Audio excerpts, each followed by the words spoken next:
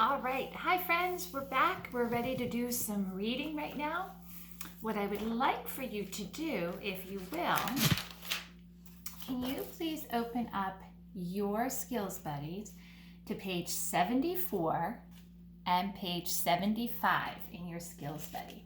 And we're going to take a look at our picture here. Okay, we've seen this picture before, and I'm going to hold it right here so you can see it while you're looking at yours. What is this the story of? Exactly. It's the story of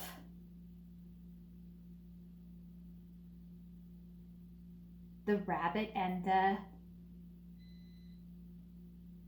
the tortoise and the hare. Very good. The tortoise and the hare. And in that story, who were our characters? Very good. The tortoise and the hare. What was the setting of the story? Right? It's outside, like in a park or something like that. Okay. What happened at the beginning of the story? What happens at the beginning of the story? Okay, right. Tortoise and hare are getting ready to race. What happens in the middle of the story? Right. Hare takes a nap and the tortoise runs on by, right? Okay, and what happens at the end of the story? Who wins the race? Very good. The tortoise wins the race, okay? So it's important that we understand what happens in the beginning, the middle, and the end of a story because it helps us to understand the story better. And then we learn the lesson that not always the fastest wins, but sometimes slow and steady wins the race. We had talked about that story a while ago. Okay, very good. So I want to talk about plot today, where we're talking about the beginning, the middle, and the end of a story. And we use the tortoise and the hare because we've worked with that story and we understand what happens at the beginning, the middle, and the end of the story. Today, what I want you to do is I want you to listen to a little story about about a mom and a little boy named Liam, okay?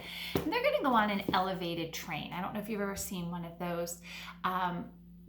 It's a train that goes above the city. The subway goes underneath the city, and a train usually goes on just regular train tracks.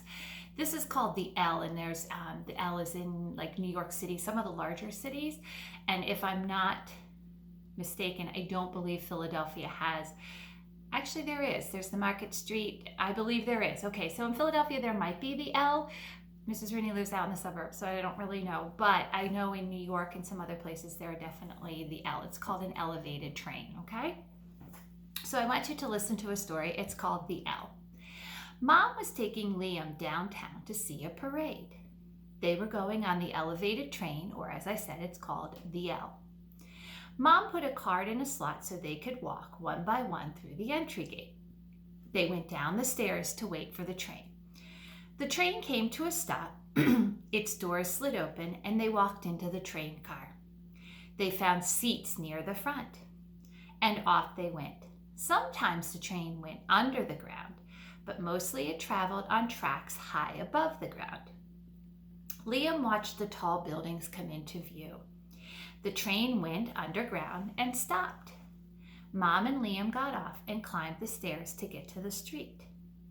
Many people were waiting for the parade to start. Liam heard a band playing, and here came the parade. All right, so let's go back and let's rewind in our mind and let's think about what happened at the beginning of the story.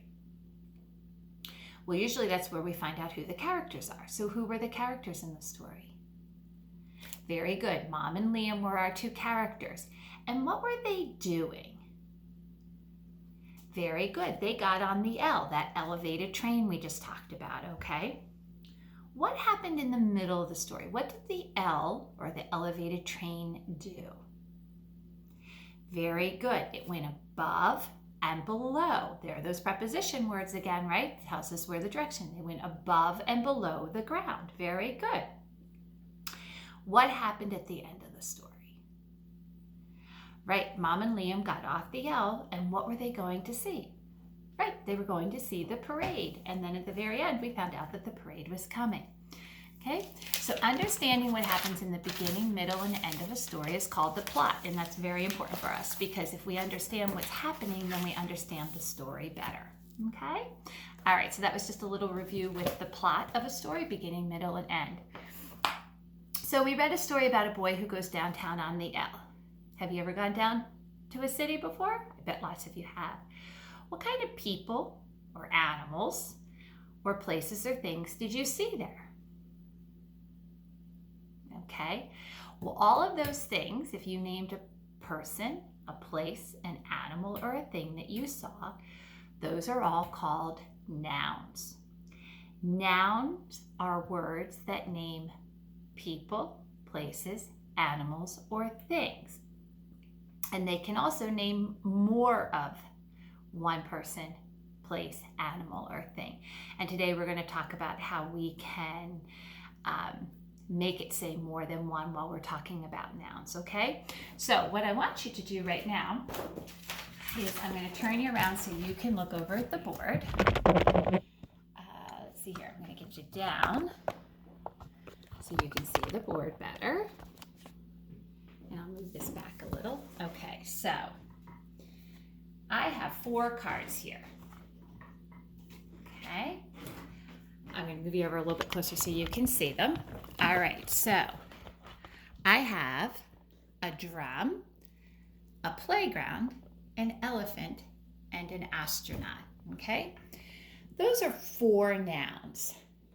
A drum is a thing, a playground is a place, an elephant is an animal, and an astronaut is a person. So we have a thing, we have a place, we have an animal, and we have a person. And those are all called nouns. Now, I also have another list of examples. Okay, we could have a teacher, a girl, a mother, and we can have a police officer. Places could be the beach, the classroom, a city, and we could have a place like Niagara Falls. And animals or things could be a sunflower would be a thing, crayons would be things, cat would be an animal, and a big place like this is called the Parthenon, okay? So let's go back and let's talk about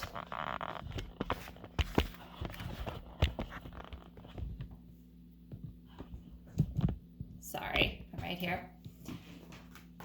Let's talk about a drum, okay?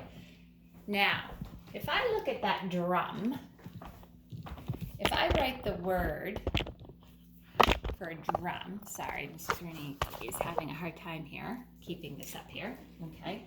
If I write the word for drum, what letter do I add to make it more than one drum? What letter would I add to the end? Very good. I would add an S. That tells me I have more than one drum. Okay, let's try another one.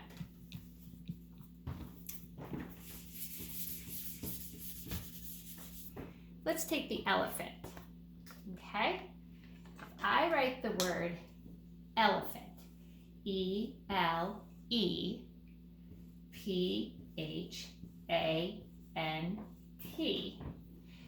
If I have more than one elephant, I need to add, very good, I need to add an S. So now it says elephants.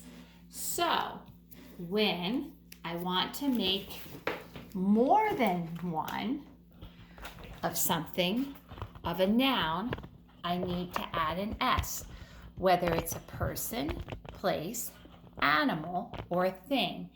I need to add an S to the end to make it say more than one. Okay? Now what you are going to do, and I'm going to move you back over to here. We'll head back over to here so you can see better. I'm going to ask you to get out your copybooks. Okay?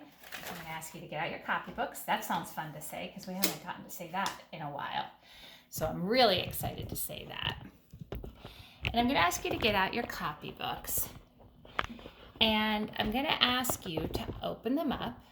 And up at the top, I'm going to ask you to write the date at the top.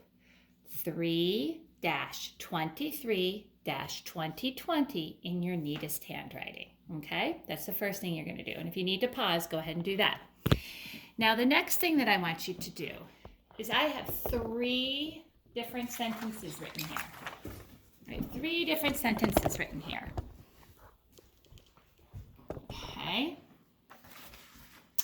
I have I see a, then I have a, and down at the bottom I have I will go to A. What I want you to do is I want you to choose one of those 3 sentence starters, and then I want you to choose a noun, a person, a place, an animal, or a thing. And I want you to decide if you're going to write I see a person, place, animal, or thing, or I want you to write I have a, and you would use a animal, person, or thing to answer that. Or you could choose I will go to a, and then you choose a place, a noun. That is a place. You're not going to write all 3 of them. You're going to choose one, and you're going to write either I see a, and then try to write the noun for me and draw a picture of it. I have a, try to write the word for me with your best spelling and draw a picture. Or I will go to a, and try to write the word and draw the picture for me, okay? You're going to use a noun, a person, place, animal, or thing to answer one of these 3. So you can pause this so you can copy it into your copybook, and then you can work on it, okay? All right, then what you're going to do is you can have mom or dad look at it and have them look at your spelling. And remember, lowercase letters, 2-finger spacing, and take your time and try to tap out those sounds like we practiced this morning, okay? And remember, try to put a vowel somewhere between those consonants so that you're not just writing with all the consonants, that you have an A, E, I, O, or U in your words, okay? All right, good luck, and I can't wait to see your work. Bye, friends.